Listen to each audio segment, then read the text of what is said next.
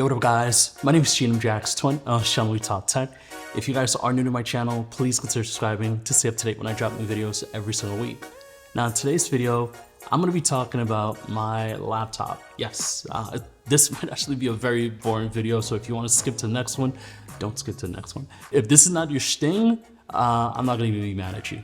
But in today's video, I really wanted to talk about my 16-inch MacBook Pro 2019 laptop, and I actually have lots to say. But before I begin, if you guys are new to my channel, please consider subscribing by clicking the bell, click the subscribe button. I'm totally off topic right now, so bear with me.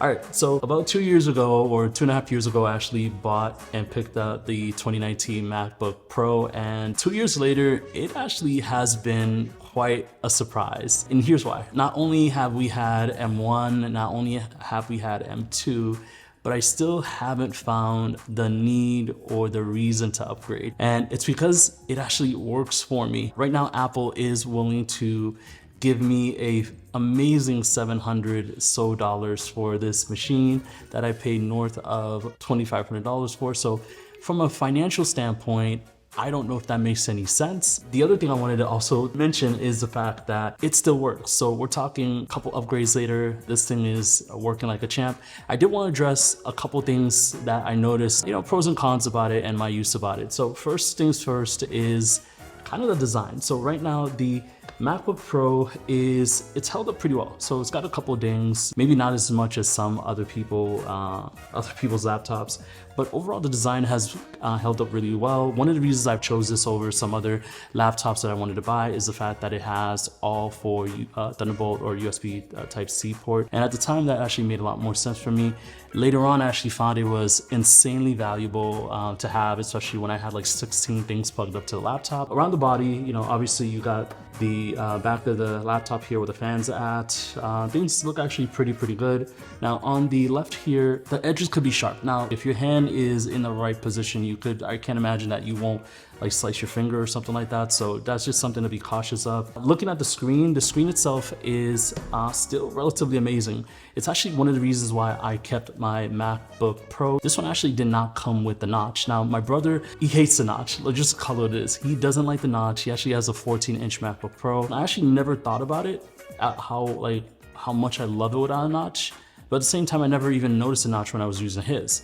Screen, obviously till this day, it holds up really well. I think it's amazingly bright. And just looking at the touchpad and the touch bar, I actually thought the touch bar was genius. I actually was expecting a lot more from the touch bar, but over time, what I actually got from the touch bar was actually beneficial for me and my workflow. It's great, especially when I was texting on my phone. It was great for Chrome application, using Google Chrome. You can actually switch between tabs. I didn't use it as much, but when I needed it, it was clutch. Now, going on to the keyboard actually is the reason why I switched over to this. So I did have the 2017 or 2018, and I remember at the time there was an issue with the butterfly keys. So right away, I was like, I gotta get rid of this. So I ended up upgrading to this one. And obviously I got the color that I wanted. I got a few other specs that I wanted in the machine. And this one was great for just overall typing. Touchpad itself held up really well. I still have my, my finger gestures that still certainly work really well after so many years. And speakers themselves has been amazing. I haven't noticed a drop in terms of quality. Overall, the sound is chef's kiss. So that's been kind of my experience from a multimedia, entertainment, video editing standpoint. And one of the reasons why I did want to upgrade is because I did know some things after 2 years. So I am one of those, I'm guilty, I know, don't come for me. I'm one of those people who actually like to have 20 or 30 Chrome tabs open. Don't even come at me. And I'll have Final Cut open. So naturally the machine would hyperventilate and you would hear it just breathing, get super hot. So it's something I actually had to get used to. Even with all the upgrades, it would do that. So much going on in real time. So I thought it handled it really well, but it does get super hot. And I don't think I've ever remembered getting that hot when I first bought it. So that's just something to be mindful of. Overall, everything else seems to work really well. The camera works, all the other iOS upgrades that happen, I haven't seen any hiccups with it. So, but that does come down to a question that I actually have been asking myself. Should I upgrade from my 2019 MacBook Pro to the M1 or the M2? And right now, 80% of me is saying, no, this machine works. You don't owe anybody. You bought it. You don't have to trade it in for $700 and it still works. And it's primarily the reason why I would tell someone not to get the M1 is because these ones still actually work for a lot of creative work. I know that obviously there's like 30 or 40 or 50% like speed differences and performance improvements and stuff like that in a brand new laptops.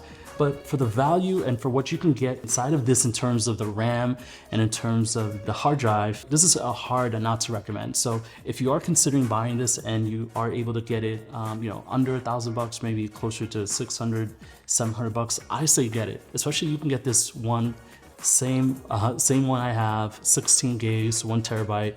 You could still buy an external SSD to use with it. You've got all the 4 ports.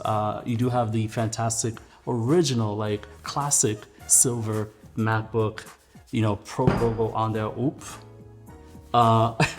But that is why I am probably going to wait a couple more months before I upgrade. This thing does still work for me, and whenever I get to the Apple store and I look at the $3,400 price tag or $3,200 price tag on the one that I want to spec out, it kind of discourages me. So that is my video, guys. I really wanted to talk about, like 2 years later, how this thing has held up really well and why I like it. This is a strong recommendation for me, especially if you are a creator. Just bear in mind that, you know, this is not obviously the fastest machine compared to the new ones, but it works. It works and it's cheap. And you know how I get down, I like well-priced or cheap products. So that is my video. If you guys want to leave comments about this MacBook Pro, if you guys have questions about it, definitely let me know. Thank you guys for watching this video. Thank you guys for sticking to the end. Thank you guys for actually not switching over to the next video. But that's pretty much it. I really appreciate you guys. If you're new to my channel, please hit that subscribe button. Actually, do me a favor, smash that subscribe button. And I've got more videos coming up, and I really do appreciate you guys staying tuned to the channel. Thank you so much. I will see you guys in my next video. All right, guys. Peace.